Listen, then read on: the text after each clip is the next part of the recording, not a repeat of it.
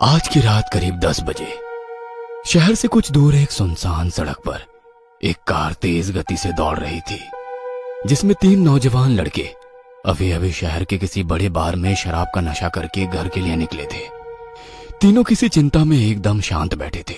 तभी सामने की लेफ्ट सीट पर बैठे राजू ने अंकित से डरी हुई आवाज में कहा, भाई अंकित, कल रात जो हुआ बहुत बुरा हुआ यार।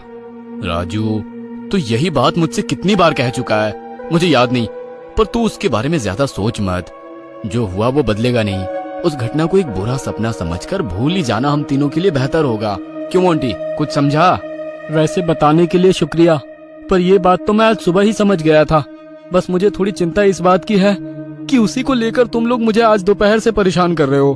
मोंटी ने बड़े ही आसानी से यह बात बोल दी, जैसे कि कुछ हुआ ही ना हो। राजू और अंकित ने कल के मुकाबले आज थोड़ी कम पी रखी थी। हे मोंटी, ये तू बोल रहा है? कल हम कितने नशे में थे तुझे याद है?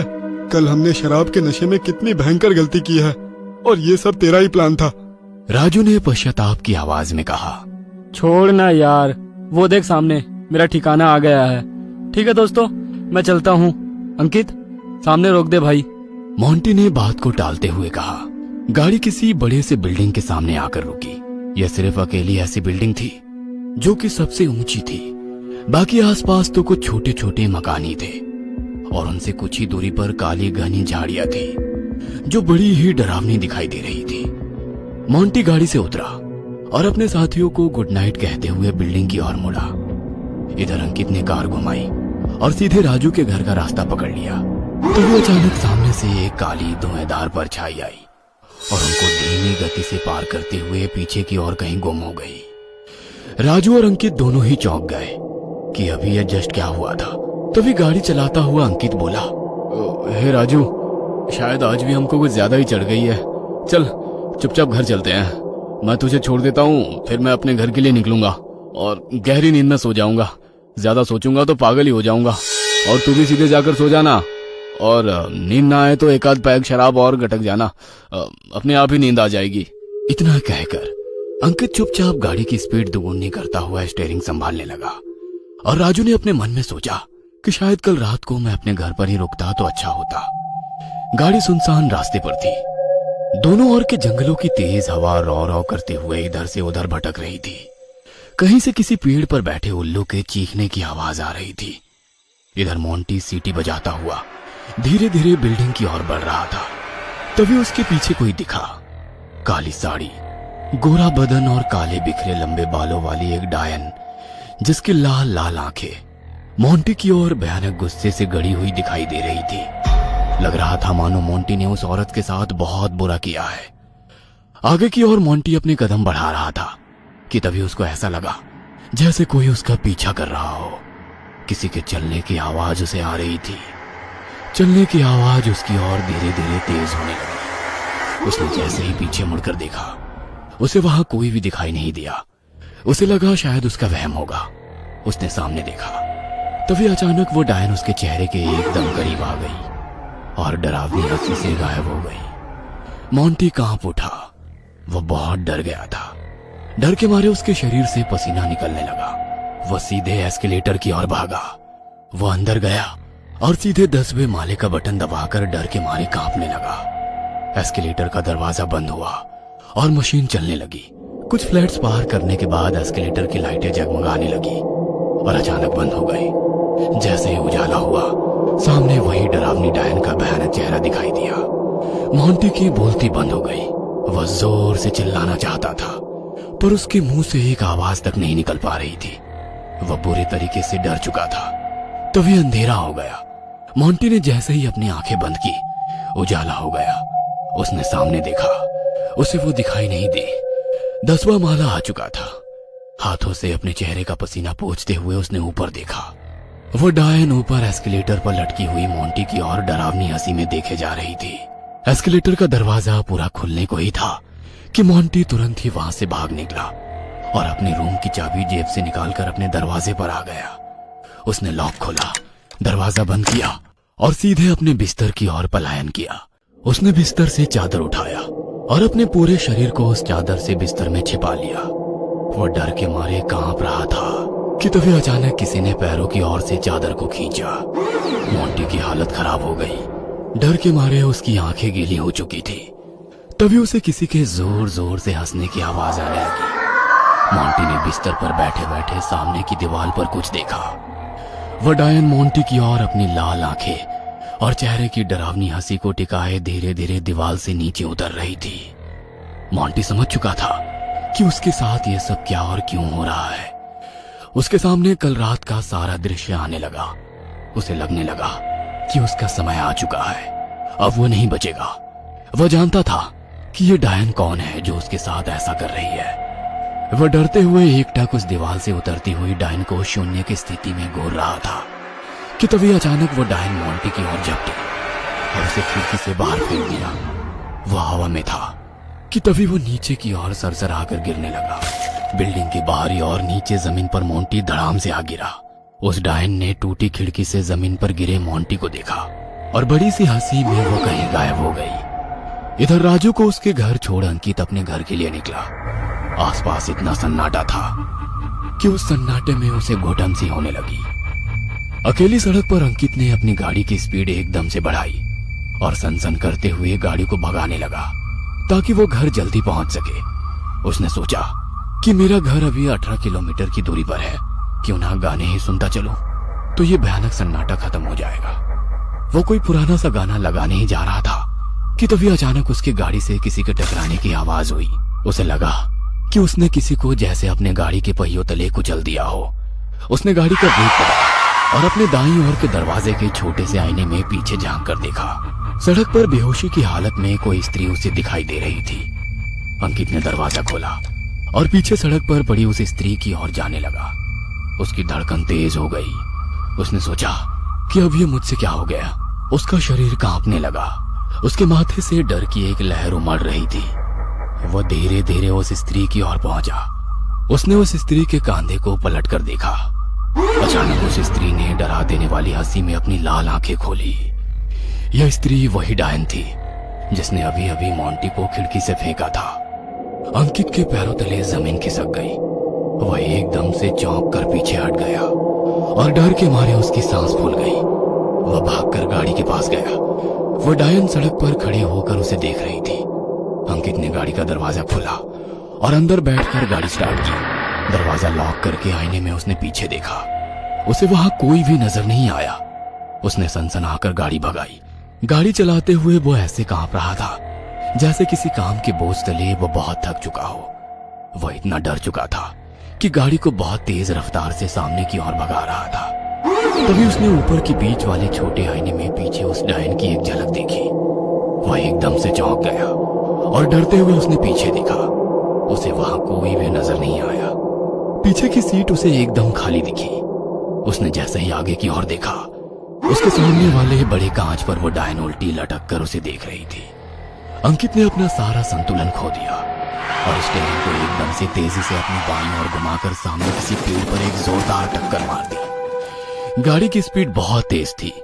टक्कर इतनी जोरदार हुई कि गाड़ी के चीथड़े हवा में उड़ गए और इंजन के पेट्रोल में आग जलने के कारण पूरी गाड़ी भस्म होकर जलने लगी। अंकित मर चुका था। गाड़ी के साथ साथ उसका शरीर भी जल रहा था और वो डायन उसे जलते हुए दूर से अपनी संतुष्टि भरी आंखों से देख रही थी।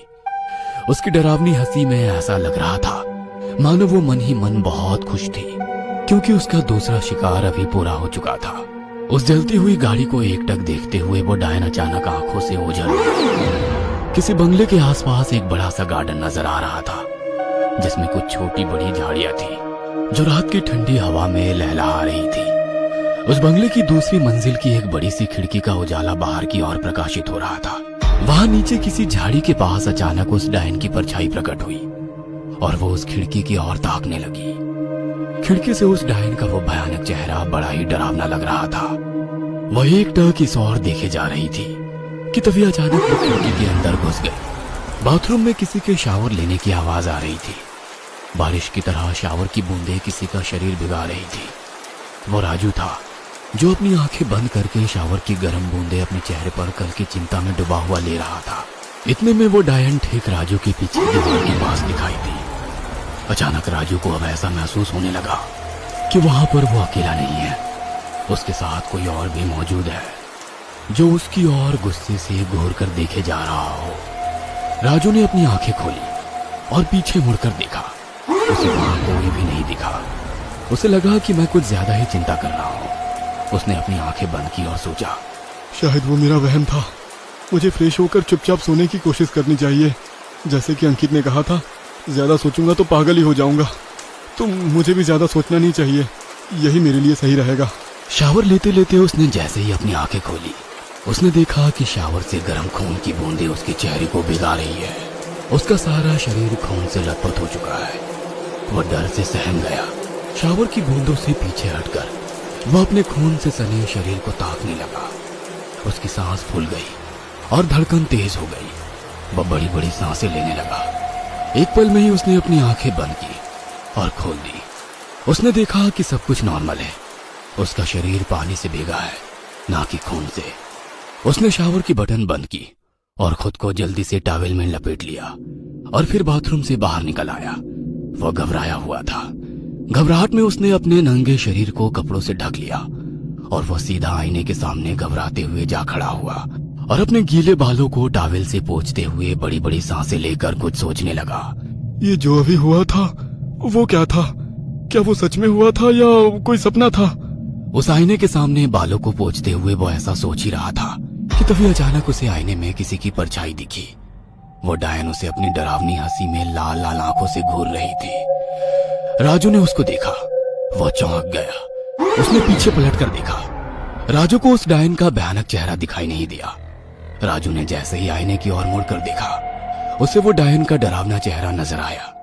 वह डर के मारे हड़बड़ाकर पीछे खिसक कर नीचे गिर गया। वह थर थर कांप रहा था। बड़ी बड़ी सांसें लेकर उस डायन को शून्य की स्थिति में घूरने लगा। उस डायन को वो पहचान चुका था। कपकपाहट भरी आवाज में राजू के मुंह से कुछ शब्द बाहर निकल पड़े। तुम तो वही हो। तुम यहाँ कैसे? तुम तो मर चुकी। राजू अपनी बात पूरी करता, इससे पहले वो डायन अचानक उस पर झपट पड़ी और अंधेरा हो गया। कल रात की करीब 10:43 में शहर से बाहर किसी अकेली सड़क पर एक बहुत ही आकर्षक और सुंदर स्त्री किसी से फोन पर बातें करते हुए सामने की ओर तेजी से चली जा रही थी। अपने गोरे बदन पर उसने काली साड़ी लपेटी थी जो उस स्त्री को और भी आकर्षक बना रही थी। उसके खुले लंबे बाल ठंडी हवा में उड़ते हुए बड़े ही सुंदर दिखाई दे रहे थे। वह स्त्री फोन पर किसी से कह रही थी कि आज ऑफिस में उसे कुछ ज्यादा ही काम होने के कारण वो इतनी लेट हो गई है। उसने कहा, माँ तुम्हें चिंता करने की जरूरत नहीं है, मैं रास्ते पर ही हूँ, घर से केवल 12 मिनट की दूरी पर।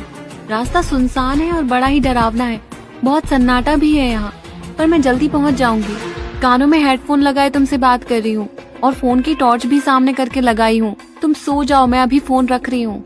2-4 गाने सुनते हुए घर पहुँच जाऊंगी, तुम चिंता मत करो।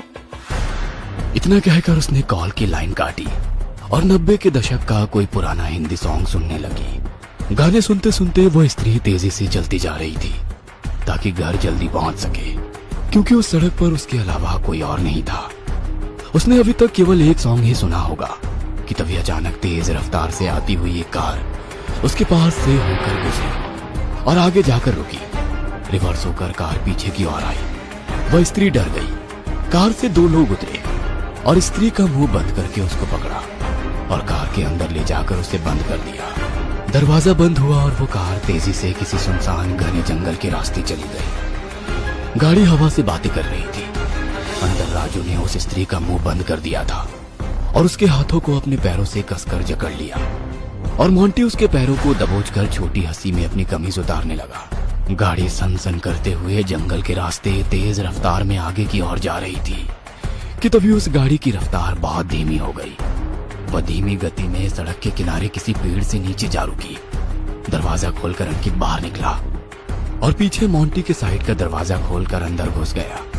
मोंटी ने अपनी गंदी हवस को बुझा लिया था और उस स्त्री को राजू के साथ मिलकर कसकर पकड़ने के बाद अंकित के लिए उसे खुला छोड़ दिया था। कुछ देर होने के बाद राजू ने भी बिल्कुल वैसा ही किया। अब तक उस स्त्री की हालत बहुत खराब हो चुकी थी। सुबह के 3 बजे तक वह तीनों दोस्त उस स्त्री के साथ ऐसा दुष्कर्म करते रहे। उस स्त्री की जान में जान नहीं बची थी। उसकी हालत इतनी खराब हो चुकी थी कि वो स्त्री बहुत देर से बेहोश होकर कार में नग्न अवस्था में पड़ी रही। उन लोगों ने बेहोशी की हालत में भी उसके साथ बेशर्म भरा दुष्कर्म किया।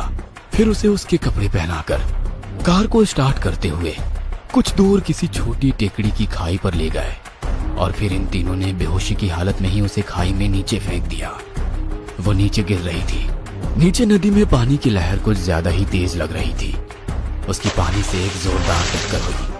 टक्कर की आवाज आसपास गूंजी और फिर बंद हो गई। पानी का बहाव उस स्त्री को दूर कहीं लेकर जाने लगा। ऊपर खड़े रहकर उन तीनों ने बड़ी ही बेशर्मी के साथ उसे नीचे गिरते देखा और फिर तीनों अपनी कार में बैठकर कहीं दूर निकल गए। पानी का बहाव अब तक उसके शरीर को कहीं पर अपने साथ लेकर जा रहा था। वह स्त्री अब मर चुकी थी। उसके जीवन में हमेशा के लिए अंधेरा छा गया था। अचानक उस स्त्री की क्रोध में जलती हुई लाल आंखें खुली और वो सुंदर स्त्री हर किसी को डरा देने वाली एक भयानक डायन में बदल गई, उन तीनों से अपना बदला लेने के लिए।